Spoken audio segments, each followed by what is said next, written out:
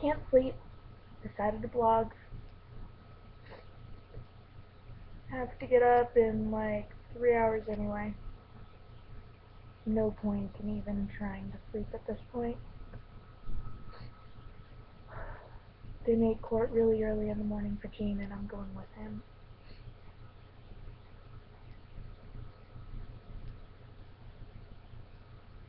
You know, there was this one case that he told me about with a friend of his who actually sued the Arizona court system because he was paying through the courts. He lived in Arizona and his kids were in California. Kept on paying to the courts and wasn't getting to California. 11 years. His family never told him. His parents, who had the kids, never told him that they weren't getting the child support. And they were well off enough, you know, but he never got any notifications, nothing. Suddenly, bam. He had everything to prove that he was paying on his end, but apparently it was going to Arizona courts, but they weren't paying him. So, you know, there are like a million different ways that Arizona courts, you know, screw up. Plus, I've seen enough backdated paperwork, and I've seen enough people backdate paperwork or refuse to do anything with it. Like, they make me re-sign a new one because I put, like, that date on it. So, yeah. A lot of people like to backdate stuff in Arizona. So I'm pretty sure that, you know, that letter that got here 2 months after it was dated was either backdated or dated, enveloped, put in an envelope, and then sent way after. Because it really only takes a couple days for something to go through the mail. If you don't mail it, whenever it's dated, that date shouldn't even be okay to even, like, go by.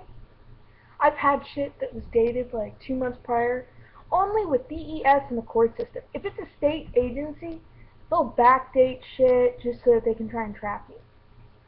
Anybody else when it gets here. I mean, it's so rare that it doesn't. The only time I had that issue was once. Was like as a teenager, not just once. But that was as a teenager living with my grandparents, and as a kid living with my grandparents, and that was because my grandmother was taking my mail. Apparently my letters weren't getting out, and if anybody sent me one, it wasn't getting in unless she opened it, read it first, and decided that this was a person she wanted me to be talking to. Someone that would know if I didn't get it. Because they actually got close enough to realize, oh my god, my grandmother was actually smart about it. Go figure, my family still doesn't. They still don't even think that she would do that. I mean, she did it. You can't really change it.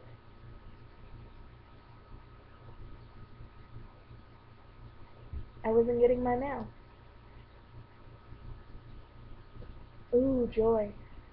So now we have to go to court for child support for Gene. Because that bitch took off with his kid, just took off out of state.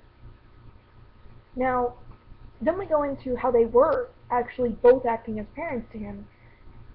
Now, I'm gonna have to point something out to you. The situation that they were in, where she just took off, would be known as custodial interference. Something CPS does all the time, but especially in this state, but doesn't really get in trouble for. For instance, some of the pictures of my kids while they were giving me trouble with visitations, I know they were out of state because that was the ocean.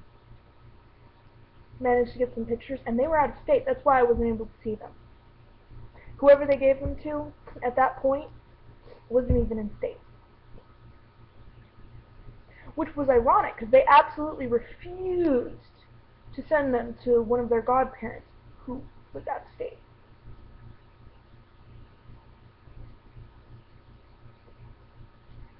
The ocean in that picture, I can even tell you which one because I've seen them both and I know the differences. Also, there's a difference in the sand and the beach and everything. It wasn't a lake. It was the ocean. My grandparents used to travel and take me everywhere. Or at least my grandfather did. The more I enjoyed something, the more my grandmother pitched a fit about it. There's a difference between being genuinely sick and just being a bitch. And whether my family likes it or not, sometimes my grandmother was just a bitch. You can make all the excuses you want, that she was in pain, somewhere deep down she really loved me. But, yeah, no, she was a bitch. I came home, took care of her, did everything. I mean, I did the dishes, vacuumed, swept, mopped, dusted every crevice like she asked me, cleaned the baseboards, you name it, I did it. I even wiped her ass, okay? Let me tell you something. When if she got that porta potty and I was the one that had to clean it out, let me tell you something. It was worse than any litter box that you could possibly imagine. And it always smelled horrible. The medications that she was on made everything worse. Yeah. Her shit didn't just stink like normal, it stank like non-normal. I have to admit though, I didn't bat an eyelash while changing my kids' diapers.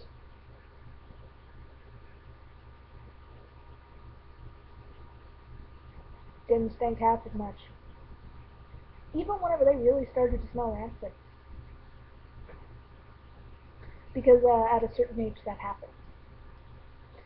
It doesn't happen at first because it's like a natural thing.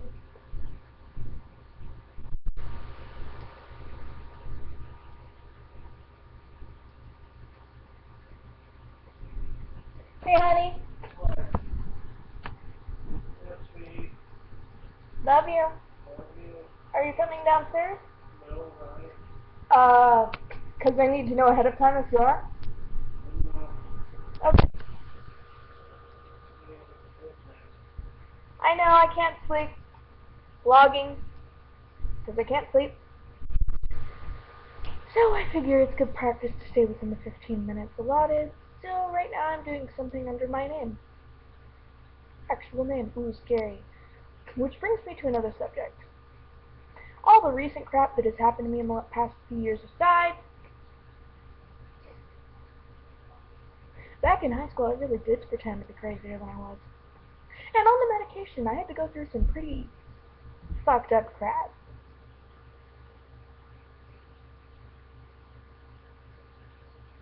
Let's just say that there was a lot of shit I just didn't. Yeah. I got it out on an old blog, and I never want to talk about it again. And I won't unless something happens that I need to. But for now it's out there. For someone to learn from or find comfort in that they're not alone. It's still out there. Anyway, I did that while at the same time coping with a bunch of crap. Um, so anyway, in high school I really did go around pretending to be actually crazy. One girl figured it out. Funny, because I went around the entire school making a big show of asking people obnoxiously. I mean, they could never figure out that it was an act. Very few people ever figured it out. What? Obnoxiously smiling all the time. You couldn't figure out that I was actually miserable? Wow! Okay, I guess the whole cutting thing didn't give it away. Hey, all you gotta do is dress in certain colors and they won't notice. Some people kind of figured it out whenever I started wearing wristbands. But as a general rule, most people fell for all the crap. Either that or they didn't do anything about it, didn't act on it, didn't really care. Which was my problem mostly. That people didn't care. I spent my home life taking care of my grandmother and putting up with whatever crap she threw at me. And a lot of times she really did throw crap at me. Then I had to deal with the fact that if I made friends with someone who was openly pagan, or not Christian, they would be in serious danger. So the only way that I could protect the people around me was to basically take everything that my grandmother said, state it as fact. Let them think that I was crazy. Usually worked, too. Very few people ever saw past. One person did. Oh, and she even figured out how I did it without lying. Good girl. I mean, I sat up in that tree every single day, book in my hand, reading, mostly ignoring what they said. Every once in a while, I'd catch something, but I usually just didn't pay attention to it. But I knew. I made a big show of going around the school finding someone, but I knew. It's just, you can't keep up an act like that without actually making a show of it. The more flashy it is, the easier it is to hide what's underneath. The flashier it is, the easier it is to hide what's under it. Like I said, the brighter the light, like I usually say, the brighter the light, the deeper the shadow. It means the brighter the display, the deeper the secret. It can apply to a great many things, including state-run organizations. Not limited to that, but it means them. I don't actually think, or whatever the hell, anything that they claimed.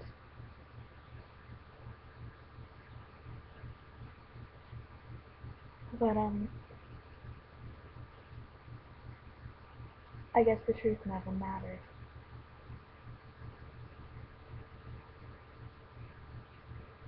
Oh, and never get sarcastic with any of your lawyers in that situation. They can't smell sarcasm if it's what they want to hear. Or, I guess, in somewhere they're like waiting for you to say it. Don't ever use sarcasm. They can't even tell that it's sarcasm. As soon as CPS says mental health, if you use sarcasm with your lawyer, the chances of them figuring it out are slim to none. I mean, I thought that they got it.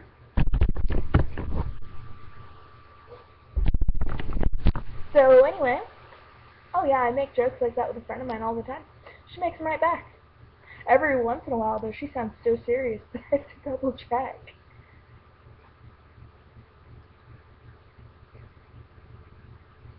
Anyway, I made a show of it, and she was actually the one that said something that reminded me of my dad. See, I'd been looking for him, a way to find him. Couldn't find him looking up on the internet even back then. Too emotional about it to do scrying. Clouds it because you want too many things, speculate too many things, think too much in general. That's why a big reason why people can't do like tarot readings for themselves. They're not supposed to anyway. You're supposed to have someone else do it. Because what you want clouds it. Also, you have to understand you're going to see, like, even then, whenever people look into the future, all they're seeing is the different paths that can occur. They try to pick out the most likely one and go with it, or the most pleasing. Some just make shit up. But, yeah. She did a scrying for my dad, then yelled at me, told me that I could have stopped it, and then I said something without even thinking. And everything clicked. I was there the day my dad died, but I was 3 years old.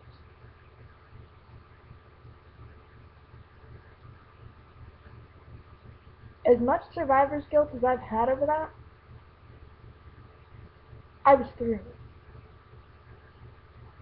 There's nothing I could have done to stop people with guns from killing someone, especially since I was already hurt and my dad died protecting me. The only thing I could have done was run whenever he told me to run, and that was a long time before that one. So, she was wrong.